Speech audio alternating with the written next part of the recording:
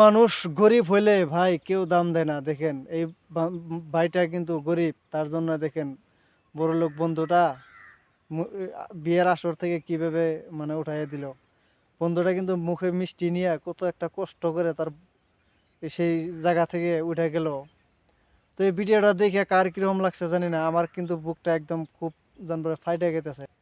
তো তার জন্য আমি কিন্তু সত্যি কথা পাই, তার জন্য আমি কিন্তু আমার কোনো ধনী বন্ধু নাই।